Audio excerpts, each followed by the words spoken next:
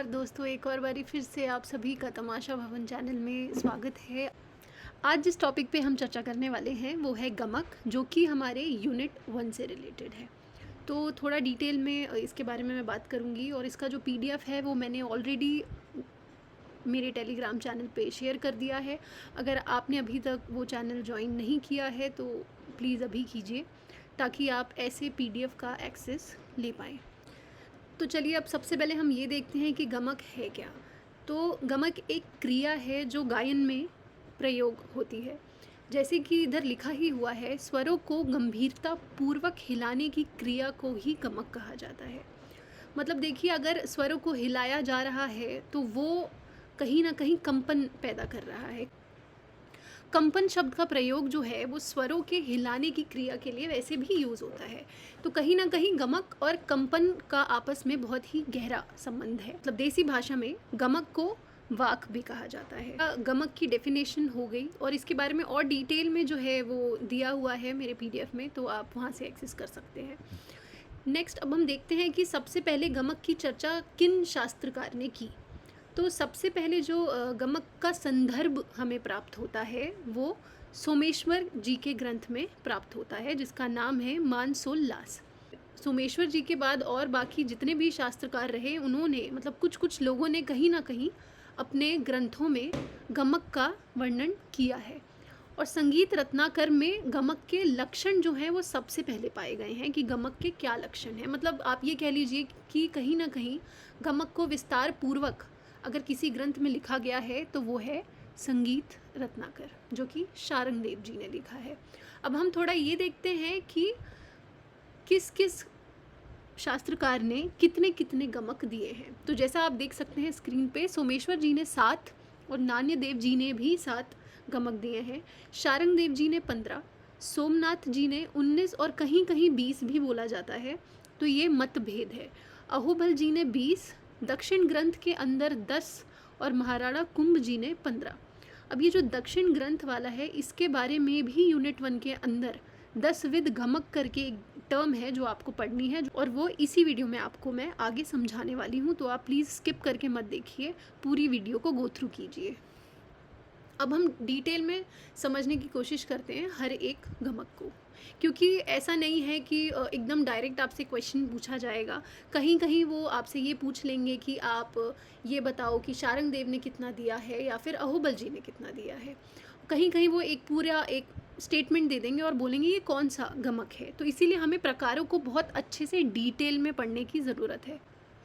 तिरिप गमक के बारे में अब हम बात करते हैं। तो इसमें जैसा कि लिखा है कि डमरू की ध्वनि के समान जो गमक होता है वो तिरिप गमक है। कहीं ना कहीं जब हम गमक ये वाली क्रिया करते हैं तो जब डमरू की ध्वनि की तरह आवाज़ निकलती है, मतलब जब आप एक स्वर को जब कुछ जोर देकर गाते हो तो वो तिरिप गमक कहलाता है।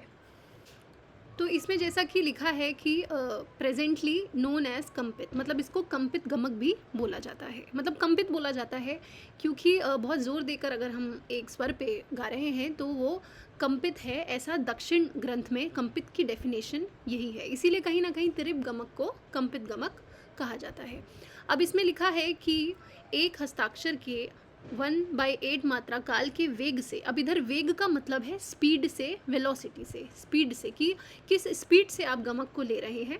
तो आप देखिए स्पीड पे ही निर्भर करता है कि क्या गमक किस प्रकार से लिया जाएगा। जैसे कुछ डेफिनेशन जो है वो स्पीड के आधार पर ही निर्धारित की गई है। तो तिरिप गमक का जो स्पीड है वो है 1/8। तो अब हम सफरित गमक के बारे में पढ़ते हैं।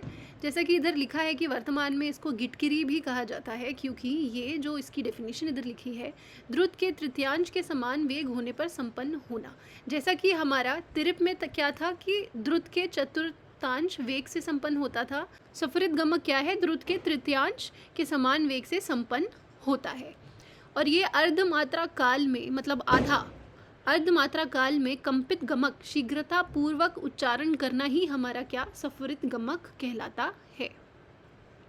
नेक्स्ट हमारा है कंपित गमक। इसका प्रचलित नाम बहलावा और जमजमा भी है। और देखिए इधर फिर से टाइम की बात हो रही है कि आप किस स्पीड में वो गमक लेंगे तो वो कंपित गमक कहलाएगी। तो वो स्पीड है 1/4। ओके, मतलब द्रुत लय में वेग से स्वर को कंपित करके उच्चारण करना, मतलब डबल स्पीड में आप जब गाते हैं स्वर को तो वो हमारा कंपित गमक कहलाता है। नेक्स्ट इज लीन गमक।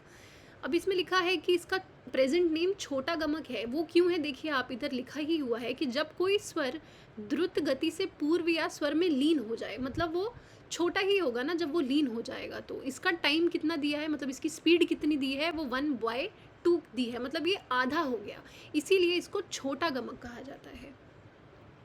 आंदोलित गमक क्या है, एक मात्रा काल में कंपन करने को आंदोलित गमक कहते हैं। मतलब ये एक मात्रा की गति का जो कंप होता है वो हमारा आंदोलित गमक कहलाता है।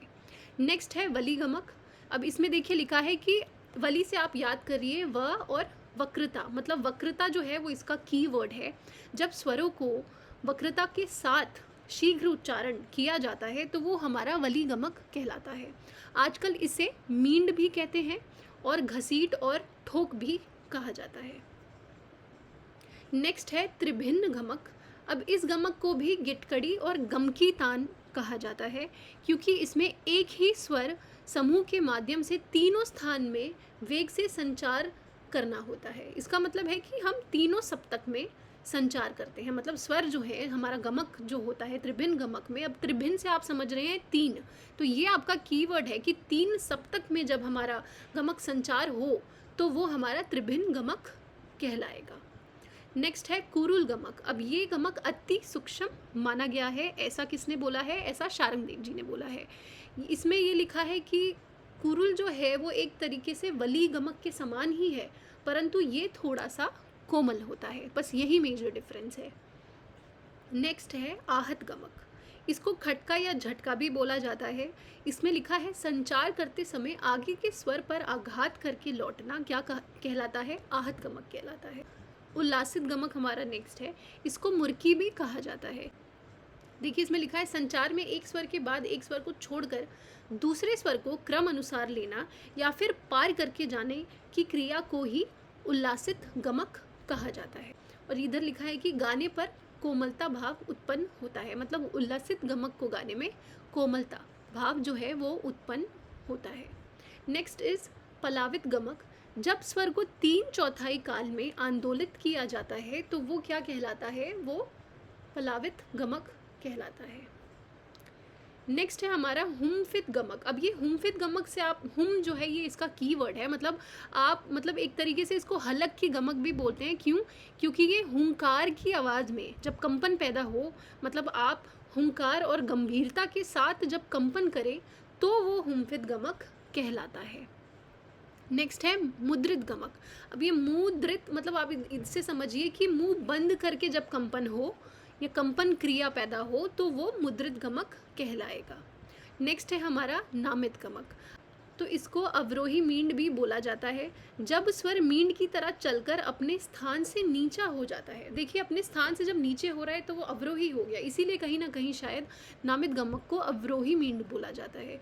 नेक्स्ट है हमारा मिश्रित गमक। मिश्रित से आप समझ रहे हैं कि ये मिक्सचर है। मिक्सचर मतलब 2 या 3 गमकों का जब मिश्रण होता है तो वो मिश्रित गमक कहलाता है। अब देखिए हम दक्षिण भारतीय गमक की बात करते हैं। हमारे उत्तर भारतीय संगीत में कहीं ना कहीं 15 गमक ही हैं जो फाइनल माने जाते हैं, लेकिन दक्षिण भारतीय गमक में 10 विधि गमक, मतलब 10 गमक हैं, जो गमक के जो प्रकार हैं वो 10 ही माने जाते हैं।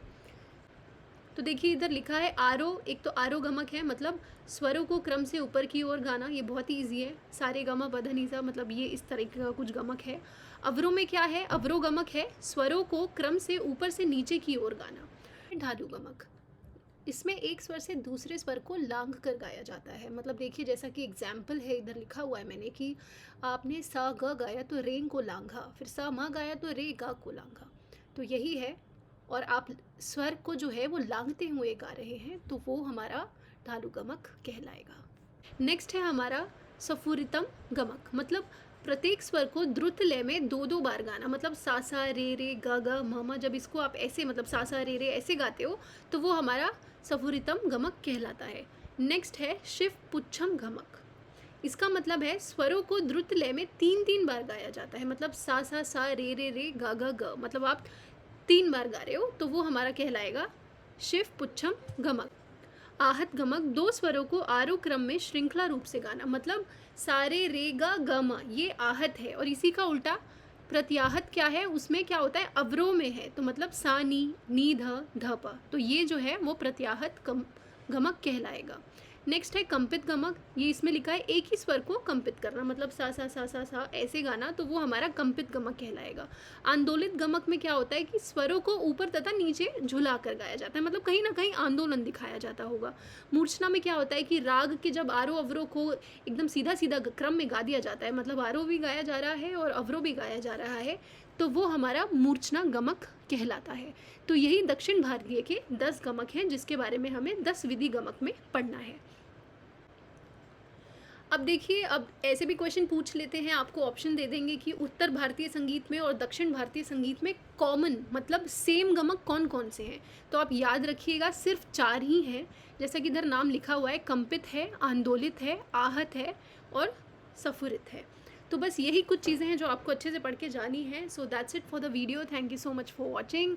अगर आपको कंटेंट अच्छा लगा है तो आप मेरे चैनल को सब्सक्राइब कीजिए, और अभी मैं कंटिन्यूसली वीडियोस बना रही हूँ दिसंबर की प्रिपरेशन के लिए, तो आप जो नोटिफिकेशन बेल आइकॉन है उसको प्लीज़ प्रेस करके रखिए, ताकि आप कोई भी वीडियो मिस ना करें।